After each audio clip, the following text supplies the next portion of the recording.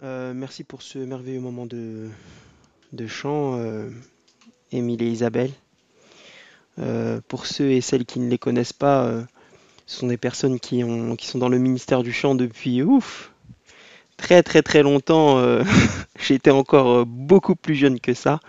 Et ça fait plaisir de voir des gens, par la grâce de Dieu, consacrés à ce sacerdoce qui est vraiment sacré par la grâce de Dieu. Je vous invite à incliner la tête rapidement et nous allons, par la grâce de Dieu, avoir un moment d'étude de la parole. Prions.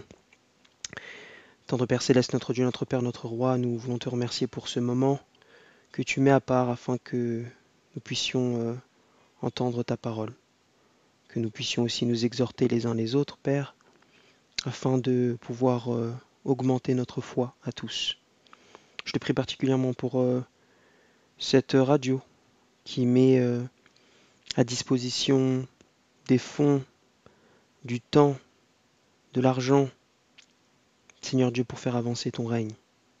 Je te prie que cela puisse continuer à nous exhorter les uns les autres, et je te prie particulièrement pour ton Église, Père éternel, ta jeunesse, tes leaders en fonction, afin que tu puisses mettre ta main sur eux d'une manière spéciale. Remplis-nous de ton Esprit Saint, particulièrement à cet instant, afin que tout ce qui soit dit vienne de toi et vienne de toi seul, au nom de Jésus. Amen. Je vous invite à aller dans 1 Corinthiens 10, et nous allons lire à partir du verset 1 jusqu'au verset 6. Donc 1 Corinthiens 10, donc l'épître aux Corinthes, le chapitre 10 et le verset 1 à 6. Et je vais lire dans la Lubie Second. Car je ne veux pas que vous ignorez, frères, que nos pères tous ont été sous la nuée, que tous sont passés à travers la mer, et que tous ils ont été baptisés pour Moïse dans la nuée et dans la mer, et que dans tous ils ont mangé la même viande spirituelle, que tous ils ont bu le même breuvage spirituel, car ils buvaient d'un rocher spirituel qui les suivait, et ce rocher n'était autre que Jésus. Mais Dieu n'a point pris plaisir en la plupart d'entre eux, car ils tombèrent dans le désert. Or ces choses arrivèrent comme des types de ce qui nous concerne, afin que nous ne convoitions pas des choses mauvaises, comme ceux-là aussi ont convoité. Ici, vous savez bien entendu que l'épître de Corinthe a été écrit par Paul qui était un évangéliste et qui s'adresse ici à l'église de Corinthe, qu'il a bâtie par la grâce de Dieu. Et il est en train de dire ici, de relater l'histoire d'Israël à cette église, qui n'ont pas vécu à cette époque-là, en leur disant, vous voyez tout ce qui s'est passé à Israël, comment Dieu a gardé Israël du début jusqu'à la fin, et malheureusement comment Israël en tant que nation et pas en tant qu'individu ont malheureusement rejeté Dieu. Et il va dire, vous voyez tous ces exemples qu'il y a entre guillemets dans l'Ancien Testament. Ce sont des histoires que Dieu nous a données afin que cela nous serve d'exemple. Ce sont des types. Même si ces histoires ont effectivement été racontées d'une manière littérale, qu'elles ont réellement existé, Dieu nous dit qu'en réalité, il y a une leçon spirituelle que nous pouvons en retirer. Et c'est ce que nous allons faire par la grâce de Dieu, je l'espère. Et je vous invite à aller dans Ézéchiel 28.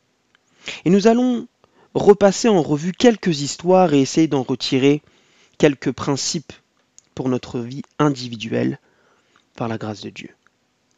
Ézéchiel 28 est un chapitre qui est assez symbolique. Il y a 2 chapitres dans la Bible qui nous parlent d'une manière explicite. Quand je dis explicite, c'est-à-dire une description de l'ennemi dans la grande controverse, c'est-à-dire Satan, le dragon, le Léviathan, l'adversaire. Que 2 chapitres dans 66 livres. Ça devrait d'ailleurs nous indiquer quelque chose de très très très important. Nous ne devons pas mettre dans nos prédications, dans nos discussions, nous ne devons pas parler tout le temps de ce que l'ennemi fait. La Bible elle-même nous donne seulement 2 chapitres par rapport à ça. Donc nous devons élever plus les œuvres de Jésus-Christ que les œuvres de Satan. Néanmoins, il y a 2 chapitres pour une raison. c'est qu'il nous faut néanmoins connaître les pièges de l'ennemi et l'ennemi pour pouvoir, par la grâce, et je dis bien par la grâce de Dieu, les éviter. Et nous voici maintenant dans Ézéchiel 28, on nous parle du roi de Tyr qui n'est autre qu'une image pour le chérubin, l'ancien chérubin déchu, Lucifer, s'appelait-il autrefois. Et dans le verset 14, on nous dit « Tu étais un chérubin protecteur ». Les chérubins, pour ceux et celles qui savent, c'était l'ange, c'est un type d'ange, parce qu'il y a plusieurs types d'anges, c'était le type d'ange qui était le plus proche de Dieu. Lorsque vous étudiez le sanctuaire, vous voyez très bien que dans le lieu très saint, il y avait deux anges, des chérubins, qui étaient autour de Dieu, donc dans ce qu'on appelle la Shekinah, donc la présence de Dieu. C'était les êtres, je dis bien les êtres, donc des êtres créés, qui étaient au plus proche de la divinité. Vous ne pouvez pas faire plus proche que ça. Et Lucifer était l'un de ces chérubins. Et on nous dit, tu étais un chérubin protecteur, aux ailes déployées, je t'avais placé et tu étais sur la sainte montagne de Dieu. Tu marchais au milieu des pierres intécelantes. Tu étais intègre dans tes voies depuis le jour où tu fus créé, jusqu'à ce que l'iniquité ait été trouvée chez toi. Par la grandeur de ton commerce, tu as été rempli de violence et tu as péché. Je te précipite de la montagne de Dieu et je te fais disparaître, chérubin protecteur, du milieu des pierres étincelantes. On voit ici un être, l'être le plus proche de Dieu. Si on pouvait faire un classement, il y aurait la divinité, donc la personne du Père, la personne du Fils et la personne du Saint-Esprit, c'est la divinité. Personne ne peut les battre en termes de puissance. Ils n'ont pas été créés, ils n'ont pas de début ni de commencement. Et juste après, mes frères et sœurs, en termes de puissance, il y a Lucifer. Et ensuite, nous croyons en tant qu'adventistes du 7e jour que juste après, il y a l'ange Gabriel. Mais ça, c'est une autre discussion. Et on voit cette entité, cet être, qui était couronné de gloire, qui avait tout pour lui. Il avait Dieu. Il était, entre guillemets, presque dans l'intimité de la divinité. Et on voit dans ce texte la chute de Lucifer. Mais voyons qu'est-ce qui a causé cette chute. La première chose qu'on nous dit, c'est que l'iniquité a été trouvée chez lui. Qu'est-ce que l'iniquité? L'iniquité, c'est tout simplement, on pourrait dire ça grossièrement pour aller vite, le péché. D'une manière mystérieuse, et c'est quelque chose de mystérieux, d'inexplicable, comment un être parfait, si parfait que Lucifer, l'iniquité s'est trouvée dans son cœur. C'est un mystère, mais il faut le croire puisque c'est la Bible qui le dit. Mais la question que j'aimerais vous poser, c'est qu'est-ce que l'iniquité? Qu'est-ce que le péché dans la Bible? Quelle est la définition du péché pour comprendre ce qui est arrivé à Lucifer? Vous connaissez tous ce texte dans 1 Jean 3, le verset 4, qui nous dit « Quiconque pêche transgresse la loi ». Autrement dit, lorsqu'on nous dit que Lucifer, dans son cœur, s'est trouvé de l'iniquité, on pourrait dire aussi, dans son cœur, il a transgressé la loi. Puisque le péché, je répète, d'après 1 Jean 3, le verset 4, c'est la transgression de la loi, c'est la transgression de sa parole, puisque le mot parole dans la Bible est souvent utilisé pour dire les commandements. Lorsque Dieu parle, c'est un commandement. Lucifer, à un moment donné, d'une manière mystérieuse, a violé la loi de Dieu. Une loi qui reflète, nous le savons tous, le reflet de son caractère et de son amour. Donc le premier point ici que nous allons retenir et que, s'il vous plaît, retenez, c'est que à un moment donné, Lucifer a transgressé la loi. Maintenant, le verset 17 nous donne une indication sur un autre fait qui s'est passé. Le verset 17, on nous dit « Ton cœur s'est élevé à cause de ta beauté. Tu as corrompu ta sagesse par ton éclat. Je te jette par terre, je te livre en spectacle au roi. » Il est intéressant de noter ici, si on fait une exégèse du texte, que le mot tu, ton est beaucoup répété. On pourrait le remplacer d'ailleurs par je. C'est en regardant à sa beauté et non pas à la beauté de qui? De Dieu.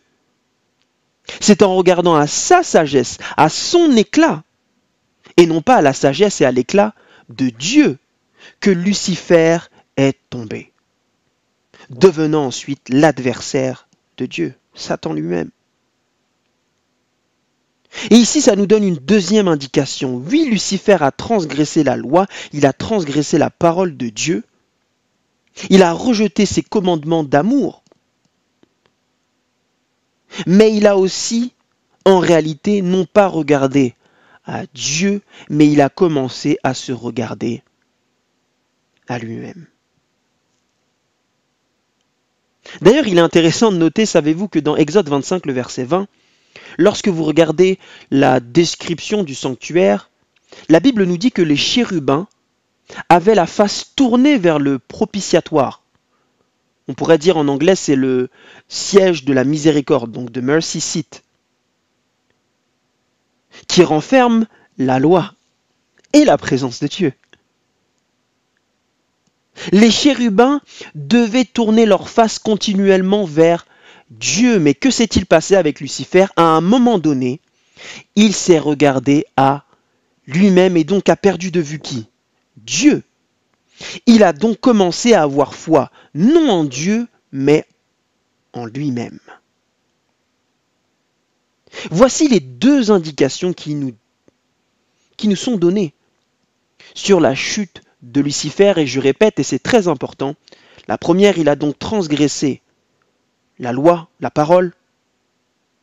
On pourrait dire ça grossièrement à un enfant, il n'a tout simplement pas écouté son père. Et deuxièmement, il a commencé à non pas avoir foi en Dieu, mais à avoir foi en lui-même.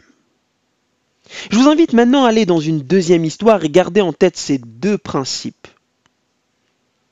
Rappelez-vous, la Bible nous dit dans 1 Corinthiens 10, on a vu tout à l'heure, que ces histoires nous ont été données afin qu'elles nous servent d'exemple pour nous. Allons maintenant dans une autre histoire que vous connaissez aussi tous, l'histoire de Adam et Ève. Nos chers premiers parents, Adam et Ève. Je vous invite à aller dans Genèse 3 et nous allons un petit peu zoomer et comprendre ce qui est arrivé également à Adam et Ève. Genèse 3, et on va lire à partir du verset 1. Le verset, d'ailleurs, théologiquement, qu'on appelle communément la chute de l'humanité. Genèse 3, le verset 1, la Bible nous dit ceci. Le serpent était le plus rusé de tous les animaux des champs que l'Éternel Dieu a fait. Et il dit à la femme, Ève, Dieu a-t-il réellement dit, vous ne mangerez pas de tous les arbres du jardin? Ici, qu'est-ce que Satan a commencé à faire? Il a commencé à remettre en question ce que Dieu avait dit, autrement dit, sa parole. Il a commencé donc à remettre en question sa parole et ses commandements. En disant, mais est-ce que Dieu a réellement dit ce qu'il dit? Et Ève va répondre une phrase qui est très importante et très intrigante.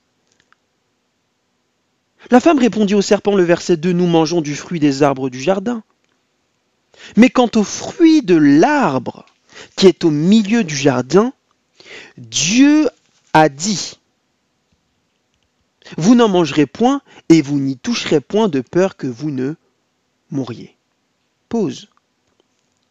Ne voyez-vous pas quelque chose d'intrigant dans la réponse de Ève? Ève a dit, vous n'en mangerez point et vous n'y toucherez point. Est-ce que Dieu, mes frères et sœurs, a réellement dit ça? Dans Genèse 2, le verset 16, nous retrouvons le commandement qui a été donné à Adam et que Adam, nous le croyons, a dit à Ève. Est-ce que Dieu a réellement dit ça? Le verset 16 de Genèse 2, Dieu nous dit: tu mangeras librement de tout arbre du jardin, mais de l'arbre de la connaissance du bien et du mal, tu n'en mangeras pas, car au jour où tu en mangeras, tu mourras, certainement. Dieu n'a jamais dit de ne pas toucher aux fruits. Ève l'a rajouté dans sa réponse. Autrement dit, mes frères et sœurs, elle a commencé déjà à rajouter des choses que Dieu n'avait pas dit dans sa parole.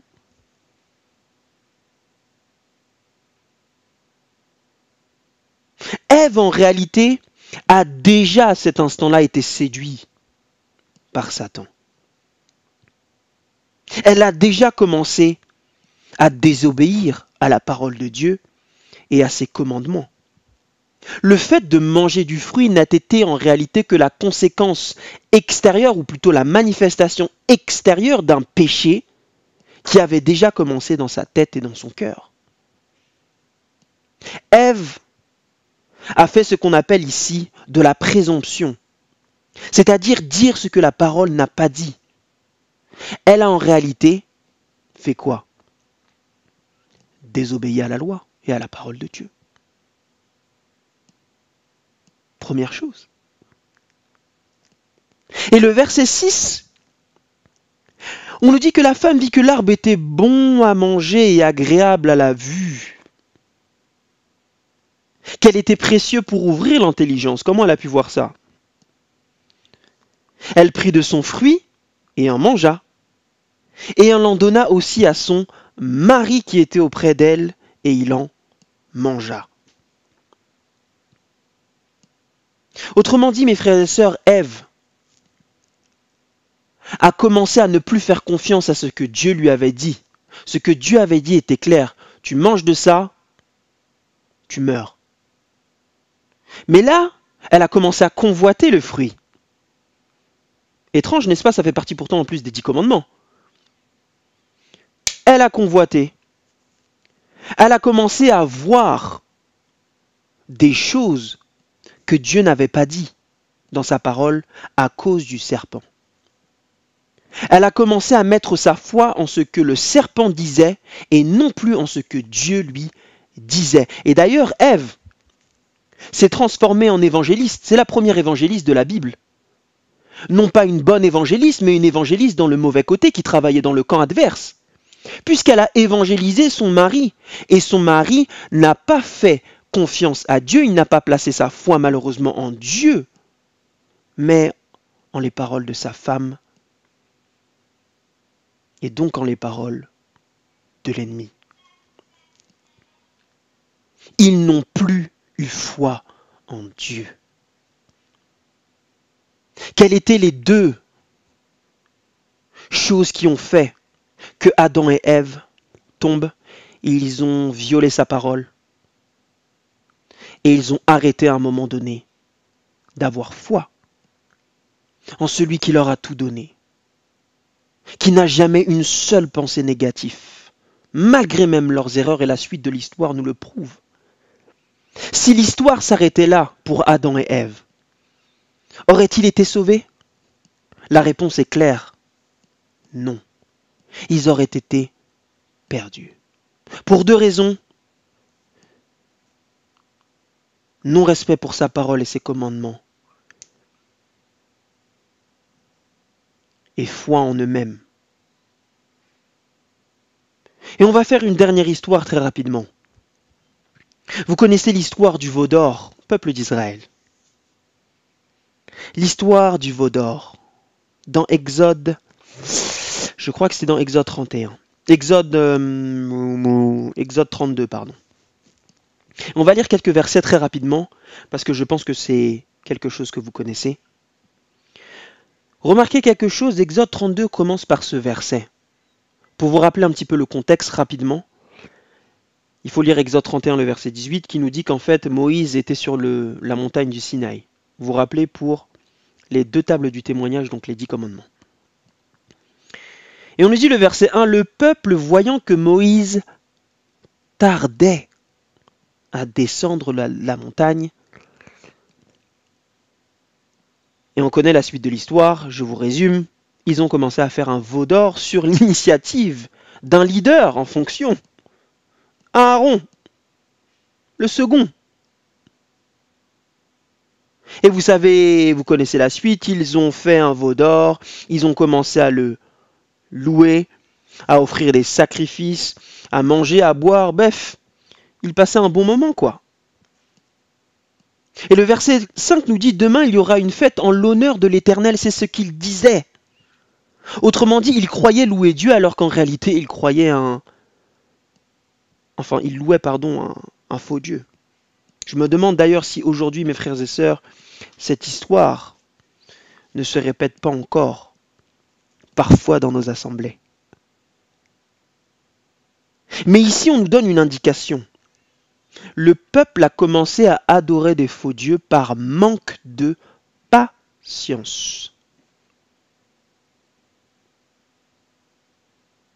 Et donc, en allant voir un faux dieu, ils ont brisé la loi. Et en faisant un faux dieu, et en le louant, ils ont mis donc leur foi en ces faux dieux.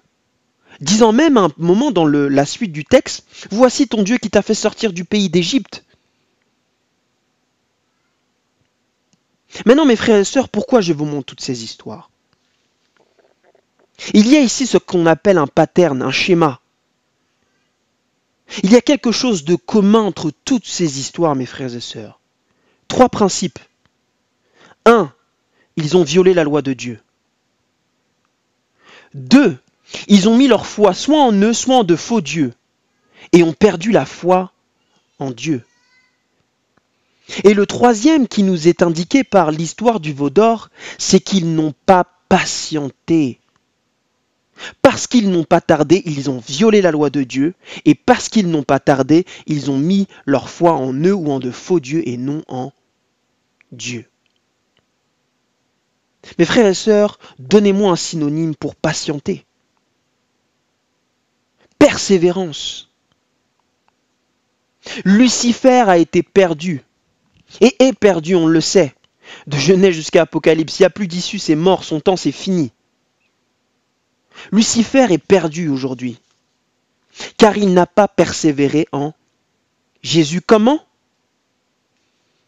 En gardant ses commandements et en gardant la foi en la divinité, en Jésus.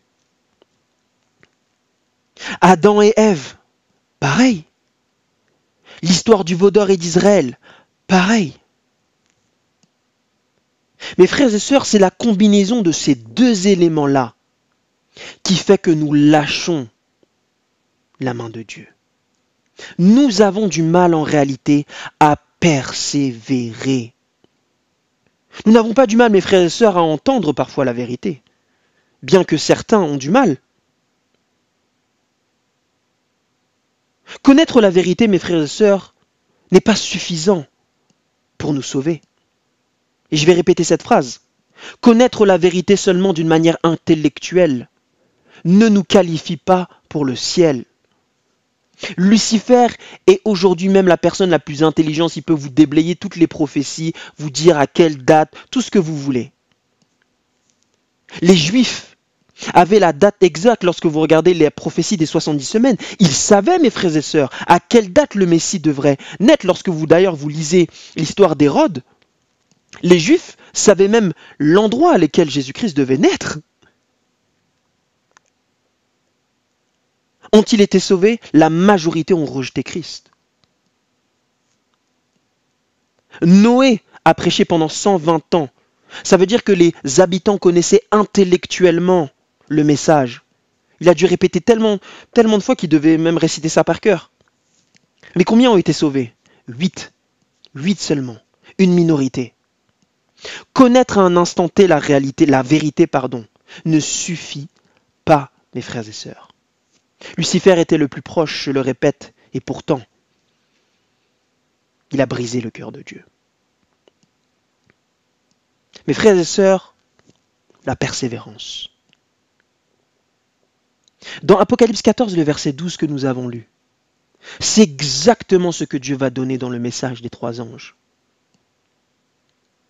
Il va résumer un petit peu tout ça en disant, c'est ici la persévérance des saints. Ceux qui gardent les commandements de Dieu et ceux qui ont la foi de Jésus. C'est exactement ce que nous avons vu dans l'Ancien Testament. Mes frères et sœurs, persévérer dans la foi, savez-vous que c'est vital dans la foi chrétienne? Lorsque vous lisez par exemple Luc 8, Matthieu 24, on nous dit à plusieurs reprises que c'est seulement ceux et celles qui persévéreront qui seront sauvés. Et le message que j'avais, je pense, pour vous, et que Dieu a pour nous, je pense, c'est que la vérité intellectuelle, toutes les leçons de l'école du sabbat que nous faisons, qui sont très intéressantes, gloire à Dieu, à un moment donné doit être rencontrée dans notre propre vie et mise en pratique. Cette vérité doit nous transformer. Mes frères et sœurs, beaucoup seront perdus. Non pas parce qu'ils n'auront pas entendu la vérité, non pas parce qu'ils n'auront pas chanté cette vérité, non pas parce qu'ils n'auront pas évangélisé, non pas parce qu'ils n'auront pas prêché tout ce que vous voulez, non. Simplement parce que cette vérité n'aura pas été une réalité dans leur vie.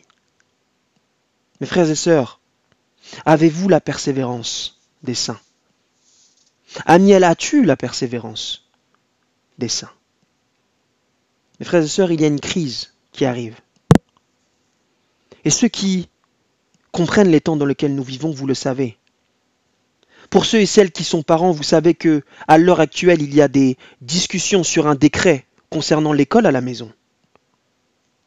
Pour que les enfants aillent à l'école.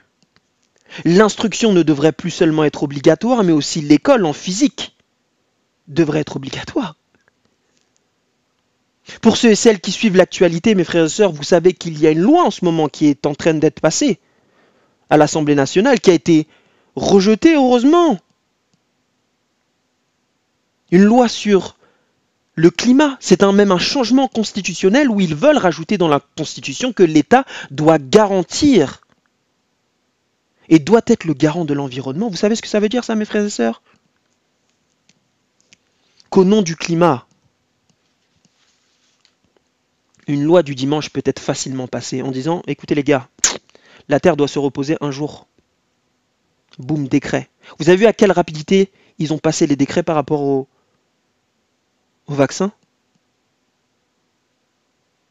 En une soirée, les amis. Facile. Cela nous indique, mes frères et sœurs, qu'une crise arrive. Mais ceux et celles qui tiendront, ce seront ceux et celles qui auront la persévérance des saints. Ceux qui garderont, pas simplement ceux qui, intellectuellement, mais ceux qui se seront laissés transformer par Jésus. Mes frères et sœurs, il y a encore de la miséricorde. Parce que comme il a été chanté tout à l'heure, il y a un Dieu, il y a Jésus-Christ, mes frères et sœurs, qui l'a fait. Qui malgré, mes frères et sœurs, les insultes qu'il a subies, de la part de sa propre famille, de la part même de son Église à cette époque-là, il a dit non au péché, en disant oui à son Père. Nous aussi aujourd'hui, mes frères et sœurs, nous pouvons dire non au péché. Nous pouvons avoir cette force morale qui fera que peu importe ce qui se passera, nous tenions debout au nom de Jésus-Christ et que nous ayons cette persévérance des saints, non pas pour nous, mais pour la gloire de son nom. Mes frères et sœurs, et je vais terminer par ceci. Dans Éducation, la page 67, le paragraphe 5, et je vais lire cette conclusion, cette citation pour conclure. Ellen White nous dit ceci, et c'est l'appel que je vous lance. Un appel, mes frères et sœurs, d'amour que Dieu nous lance à chacun. Ce dont le monde a besoin, ce sont d'hommes avec un grand H, humanité, non pas des hommes qu'on achète et qui se vendent, mais d'hommes profondément loyaux et intègres. Des hommes qui ne craignent pas d'appeler le péché par son nom. Des hommes dont la conscience sont aussi fidèles à son devoir que la boussole l'est au pôle. Des hommes qui défendraient la justice et la vérité, même si l'univers s'écroulait.